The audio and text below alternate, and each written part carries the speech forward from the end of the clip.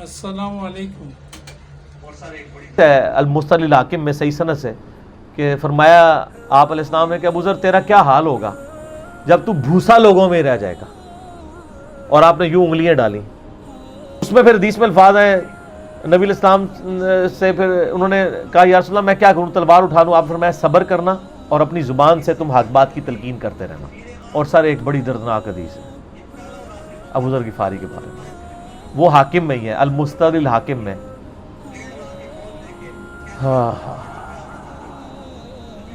غزوہ تبوک آپ کو پتا ہے ایک ایسا غزوہ تھا جس میں جو شرکت نہیں کرے گا وہ منافق ڈکلیئر ہوگا، قرآن میں فتویٰ آ گیا تھا۔ اس سے پہلے کبھی نفیر عام نہیں تھی، یہ پہلا اور آخری موقع تھا، کیونکہ رومن امپائر سے ٹکرانا تھا، سپر پاور تھی دنیا کی، 1.5 لاکھ کی فوج لے کے کیسرے روم بارڈر پہ آ گیا تھا عرب کے۔ تو نبی علیہ السلام نے اناؤنسمنٹ کی کہ بھئی اب سب نے جانا ہے، جو نہیں جائے گا منافق شمار ہوگا، الا یہ کہ کسی کے پاس ریسورسز نہ ہو، یا کوئی مریض ہو، یا کوئی عورت ہو، یا کوئی معذور ہو۔ منافقین آگے بہانے کر رہے تھے، کچھ سادہ لوگ مسلمان بھی اس کا حصہ بن گئے۔ بخاری مسلم میں 3 اصحاب کی توبہ کا واقعہ بھی موجود ہے، وہ بھی میری ویڈیو ریکارڈڈ ہے۔ تو کعب بن مالک کی رضی اللہ تعالیٰ عنہ علیہ السلام، کچھ لوگ جو ہے وہ یعنی اپنے ان معاملات کی وجہ سے کچھ پیچھے بھی رہ گئے۔ تو المستدل الحاکم میں آتا ہے کہ صحابہ کرام کہتے ہیں کہ ہم نبی علیہ السلام کے ساتھ سفر پہ نکلے نا جب، تو نبی علیہ السلام کو آ کے کوئی بتاتا تھا، کہتا تھا یا رسول اللہ وہ جو فلاں بندہ تھا نا وہ بھی کوئی نہیں آیا، پیچھے رہ گیا۔ تو آپ علیہ السلام پرواہ نہیں کرتے تھے۔ پھر بتایا گیا یا رسول اللہ وہ بھی کوئی نہیں، یعنی جڑے نعرے مارتے سن اچے اچے جدوں ایتھے کسی دسیا جائے کہ سر وہ تہاڈا پکا جڑا یار ہے بیلی وہ بھی کوئی نہیں جے، تو حضور علیہ السلام کو لوگ نا فیڈ بیک دیتے یا رسول اللہ وہ بھی غائب ہے، وہ بھی نہیں آیا۔ اب 30,000 کے لشکر میں آپ نے کوئی ریکارڈ تو نہیں رکھا تھا، رجسٹر تھا، لیکن کدھر 30,000 بندوں میں کدھر کوئی رکھ سکتا ہے صاحب اس طرح؟ یا رسول اللہ وہ بھی رہ گیا، وہ بھی۔ تو حضور علیہ السلام کہتے تھے ٹھیک، آپ فرماتے تھے اللہ چاہے گا تو آ جائے گا، نہیں آئے گا تو نہیں آئے۔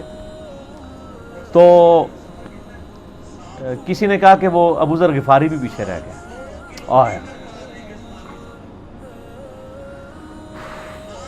اور ابو ذر کو اس کے اونٹ نے روک لیا، اونٹ ہی نہیں اٹھ رہا تھا نا سر، وہ آپ کو گاڑی تو نہیں ہے نا جو سٹارٹ کر لیں گے آپ، اونٹ چلنے سے انکار کر دے، کوئی کر سکتا ہے؟ اور سر سفر کتنا ہے؟ 700 کلومیٹر، 700 کلومیٹر کا ریگستانی سفر آج کے دور میں بھی کرنا مشکل ہے، سائیکل پہ نہیں آپ کر سکتے، پیدل تو آپ سوچ بھی نہیں سکتے، اونٹ کے بغیر کیسے ہو سکتا ہے؟ جس میں آپ کو اونٹ اس لیے بھی ضروری ہے کہ اس کے اوپر آپ نے سامان لادنا ہے، پانی نہیں راستے میں پینا، ریگستان میں تو کئی کلومیٹرز تک کچھ بھی نہیں ہوتا، بھوکے پیاسے مریں گے، پھر آپ قافلے سے بھی جدا ہیں۔ تو ابو ذر غفاری کوشش کرتے رہے کس طریقے اونٹ، اسی دوران قافلہ نکل گیا آگے، تو وہ اونٹ اٹھا ہی نہیں ہے، تو حضرت ابو ذر غفاری نے اپنا سامان اپنی پیٹھ پہ لاد لیا، پیدل چل پڑے ریگستانی سفر میں۔ حاکم کی روایت ہے کہ ہم نے دیکھا دور سے ایک اکیلا شخص آ رہا ہے جس کی پیٹھ کے اوپر بورا لدا ہوا ہے۔ تو نبی علیہ السلام کی آپ محبت دیکھیں، آپ نے فرمایا کہ تو ابو ذر ہو جا، یعنی جو آنے والا شخص ہے تو ابو ذر ہو، یعنی حضور نے خواہش کا اظہار کیا۔ آپ کو نظر تو نہیں آ رہا تھا یہ کون آ رہا ہے، آپ کی محبت، آپ کو پتا تھا ابو ذر غفاری نہیں رہ سکتا پیچھے۔ تو صحابہ کہتے ہیں آپ نے فرمایا تو ابو ذر ہو جا، تو صحابہ کہتے ہیں تھوڑی دیر بعد جب وہ قریب آئے تو ہم نے پہچان لیا ابو ذر غفاری ہیں۔ تو جب ہم نے پہچان لیا نا تو حضور علیہ السلام نے ان کے پہنچنے سے پہلے آپ نے فرمایا ابو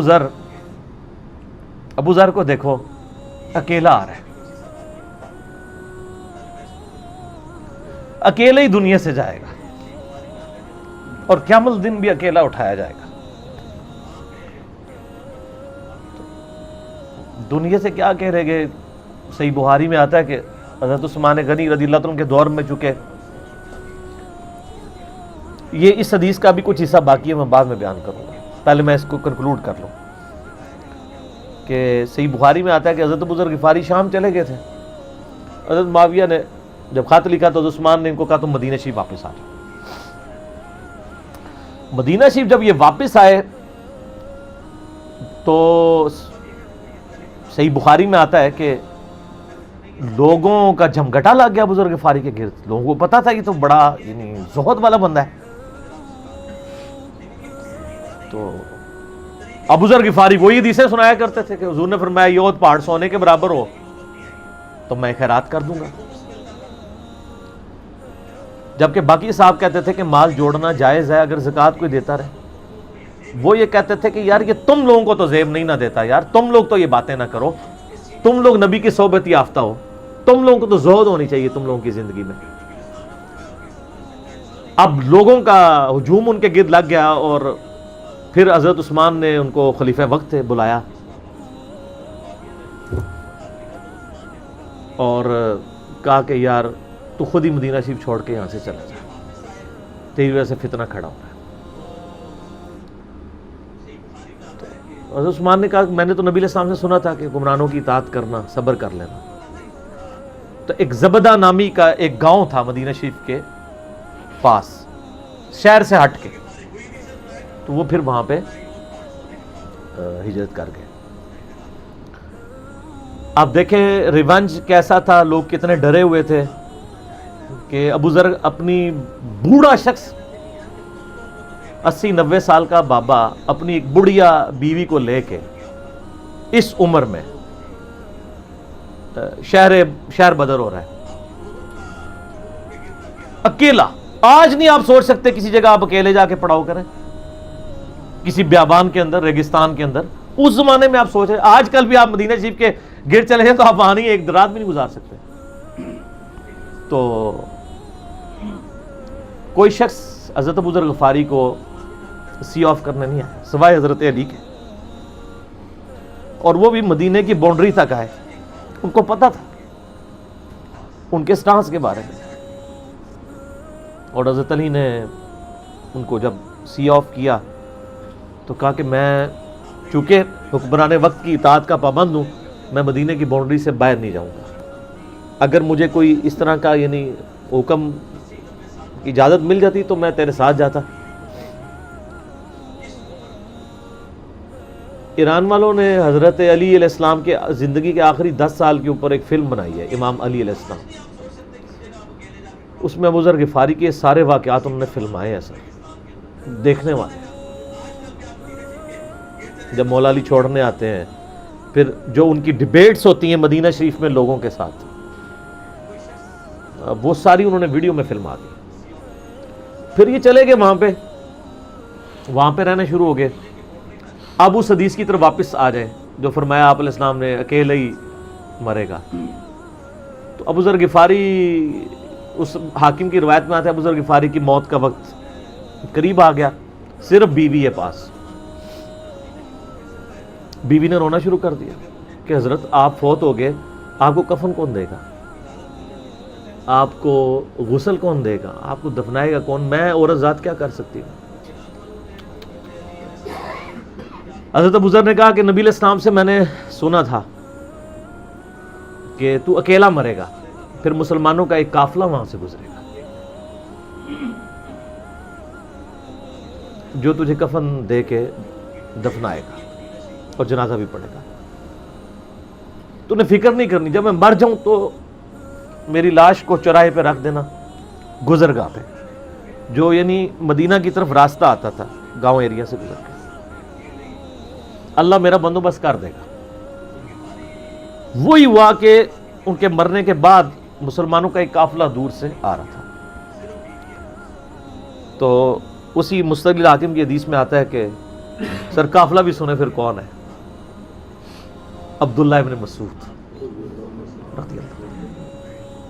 ابو ذر غفاری بھی زہد کے امام, ابن مسعود بھی زہد کے امام, ابو درداء بھی زہد کے امام.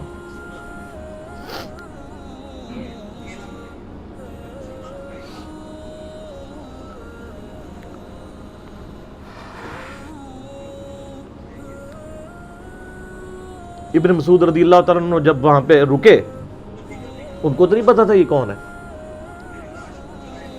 تو انہوں نے کہا بی بی کیا, ان کا میرا خامند مر گیا ہے, ان کا یہ کون ہے. تو انہوں نے کہا ابو ذر غفاری. عبداللہ ابن مسعود کی چیخ نکل گئی, چیخ ماری انہوں نے. ان کا واہ. اللہ کے نبی نے فرمایا تھا کہ ابو ذر اکیلا آ رہا ہے تبوک کے موقع پہ, دنیا سے بھی اکیلا جائے گا, اور قیامت الدن بھی اکیلا اٹھایا جائے گا. یعنی اب اسی سرزمین سے ہی اس نے اٹھنا ہے نا, ہر بندے نے اپنی قبر سے اٹھنا ہے. یعنی وہ مسلمانوں کے قبرستان میں بھی دفن نہیں, ایک یہ جو. تو عبداللہ ابن مسعود رضی اللہ عنہ نے ان کو غسل دیا, کفن دیا اور دفنا دیا. یہ پوری ڈیٹیلز آپ کو المستل الحاکم میں مل جائیں گی. تو ابو ذر غفاری ان چند شخصیات میں سے ہیں جن میں پوری امت کا اتفاق ہے ان کی نیکوکاری کے اوپر. شیعہ بھی ان کو بہت رسپیکٹ دیتے ہیں, اہل سنت بھی دیتے ہیں, صوفیاء کے ہاں بھی ان کو امام مانا جاتا ہے زہد کی وجہ سے. آپ تصوف کی جتنی کتابیں پڑھیں, چاہے امام غزالی کی ہوں, رسالہ قشیریہ پڑھیں, اور لوگوں کو بھی پڑھنا شروع کریں, تو ابو ذر غفاری آپ کو زہد کے امام کے طور پہ ملیں گے کہ ان کی زندگی میں یعنی یہ زہد تھا کہ انہوں نے کس طرح کی زندگی گزاری ہے. سر لوگ مجمع میں مرتے ہیں, ان کو یاد کوئی نہیں کرتا, اور ابو ذر غفاری کو آج بھی دنیا یاد کر رہی ہے, ہم بھی یاد کر رہے ہیں رضی اللہ تعالیٰ عنہ علیہ السلام. اللہ تعالیٰ قیامت والے دن ہمیں ایسے نیکوکار لوگوں کا ساتھ نصیب فرمائے, آمین ثم آمین.